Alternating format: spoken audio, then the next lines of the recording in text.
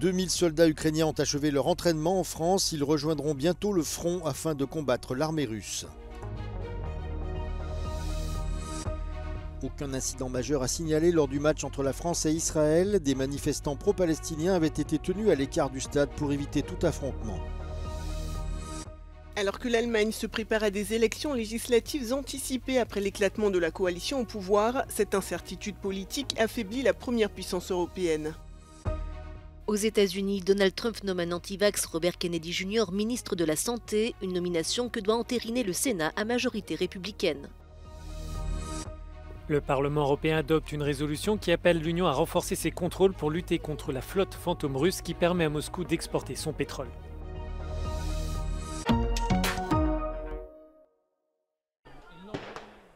Deux mois après leur arrivée en France, des soldats ukrainiens achèvent leur formation. Ils rejoindront dans quelques jours le front pour lutter contre la Russie. Les 2000 soldats qui composent cette brigade ont suivi un entraînement militaire intense et sont actuellement soumis aux dernières épreuves avant de retourner défendre leur pays. They have improved a lot. It's quite impressive the speed with which they have improved. Now they are able to fight, they are able to maneuver. Selon l'armée française, la majorité de ces soldats ont été récemment mobilisés et n'ont suivi que quelques semaines de formation de base avant leur arrivée en France en septembre. Paris a affecté environ 1500 soldats à la task force chargée d'enseigner aux Ukrainiens comment combattre efficacement, ensemble, et comment utiliser et entretenir l'armement fourni par la France. Les instructeurs espèrent que la brigade constituera une force redoutable sur le champ de bataille. Il va rentrer avec de l'équipement qu'on va leur fournir. Qui va de l'armement, donc les véhicules qui sont derrière vous, typiquement. Donc la MX-10 RC que vous avez là, le canon César d'artillerie qui est là, et puis le véhicule d'infanterie que vous avez là-bas. Donc ils vont partir avec tout ça, de sorte à équiper leur brigade. La formation des nouvelles troupes ukrainiennes intervient à un moment critique de la guerre qui dure depuis près de 3 ans et qui ne montre aucun signe de ralentissement. En début de semaine, les forces russes ont lancé un nouvel assaut sur la capitale Kiev à l'aide de missiles et de drones. Elles progressent également pour tenter de s'emparer de la région du Donbass, à l'est de l'Ukraine. Les troupes russes ont été renforcées par 12 000 soldats nord-coréens déployés dans la région frontalière de Koursk. L'administration Biden s'efforce d'obtenir le maximum d'aide militaire pour l'Ukraine avant de remettre les clés de la Maison-Blanche à Donald Trump en janvier prochain. Ce dernier n'a pas encore donné de détails concrets sur son approche à l'égard de la guerre, mais il a déclaré qu'il envisagerait de restreindre, voire d'interrompre l'envoi de fonds.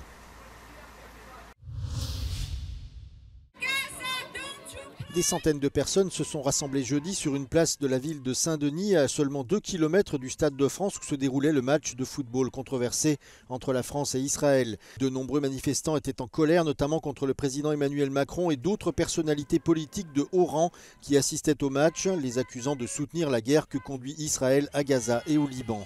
On pleure tous les jours.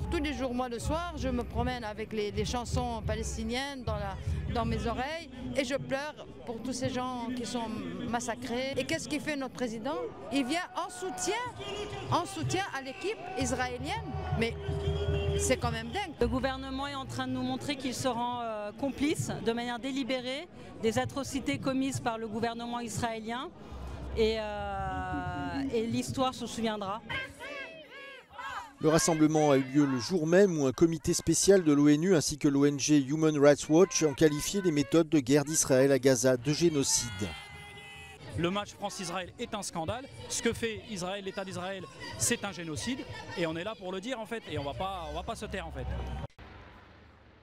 La forte présence policière, y compris des drones et des hélicoptères, ont empêché toute manifestation ou bagarre majeure à proximité du stade. La France n'a pas voulu prendre de risques après les violents affrontements qui ont éclaté entre des supporters israéliens et des supporters pro-palestiniens à Amsterdam la semaine dernière.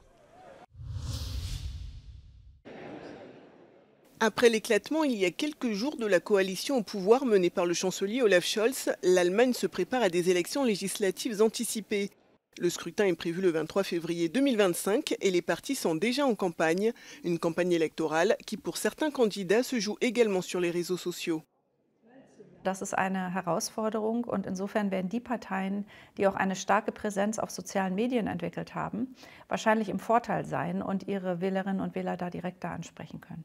Die AfD hat im Europawahlkampf gezeigt, dass sie sehr intensive Kampagnen unter anderem auf TikTok gemacht hat. Sie ist auch in den Landtagswahlkämpfen mit sozialen Medien den anderen Parteien voraus gewesen. Un vote de confiance aura lieu le 16 décembre et si Olaf Scholz n'obtient pas le soutien des députés, le Bundestag, la chambre basse du Parlement où le chancelier n'a plus la majorité, sera dissous. Cette situation plonge le pays dans une incertitude politique et n'est pas sans répercussions sur la scène internationale. L'Allemagne, première économie européenne, traverse une zone de turbulence, alors que les défis auxquels fait face l'UE sont nombreux. Die Europäische Union braucht ein handlungsfähiges Deutschland. Das ist ganz klar, insbesondere bei solchen großen internationalen Themen wie dem transatlantischen Verhältnis oder dem Umgang mit Russland. Da ist es sehr, sehr wichtig, dass Deutschland zumindest konstruktiv mitmacht, wenn nicht gar in einzelnen Themen führt. Und die Tatsache, dass Deutschland jetzt bis Februar auf die Wahl wartet und danach die Regierungsbildung ja auch noch einige Zeit in Anspruch nimmt, das bedeutet schon, dass Deutschland nur noch teilweise diese Rolle mitspielen kann. Und gerade fürs transatlantische Verhältnis besteht eben die Gefahr, dass Donald Trump eher mit Einzelregierungen spricht als mit der Europäischen Union. For now, Scholz, the CDU and the Greens want to show that the government can still get things done before elections on the 23rd of February next year. Tamsin Paternoster in Berlin for Euronews.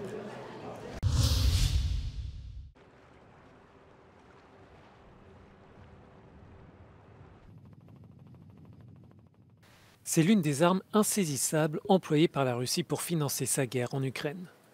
Moscou a recours à une flotte fantôme pour échapper aux sanctions occidentales et exporter son pétrole.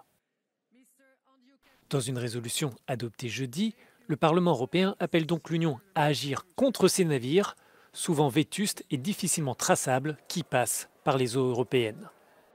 At about 600 vessels of this so-called shadow fleet are operating mainly in the Baltic Sea and the Black Sea.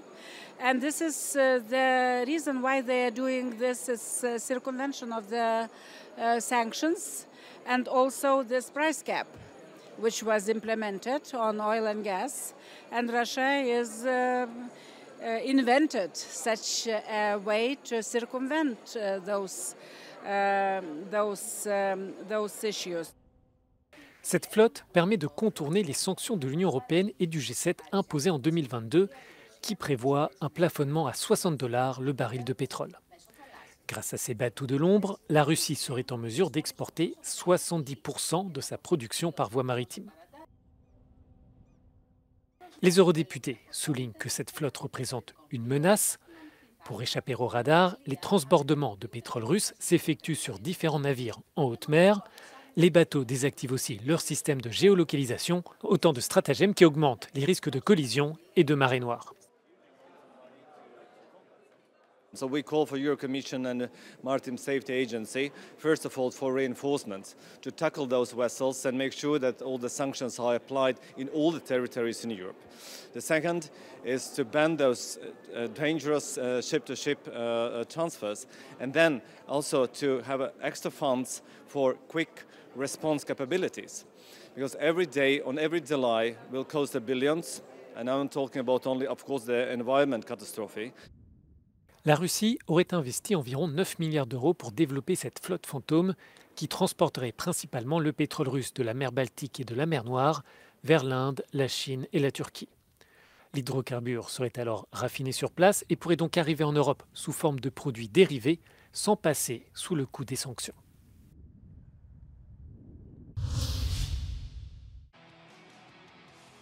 Aux États-Unis, c'est un antivax assumé que Donald Trump vient de nommer ministre de la Santé. Robert Fitzgerald Kennedy Jr., ancien avocat et figure du complotisme, s'était présenté à la présidentielle en tant que candidat indépendant avant de rallier le mania de l'immobilier cet été. Il avait affirmé, entre autres, avoir dû abandonner le cadavre d'un ourson ou s'être fait retirer un ver du cerveau. Pendant trop longtemps, les Américains ont été écrasés par l'industrie alimentaire et les laboratoires pharmaceutiques, a assuré le président élu sur les réseaux sociaux.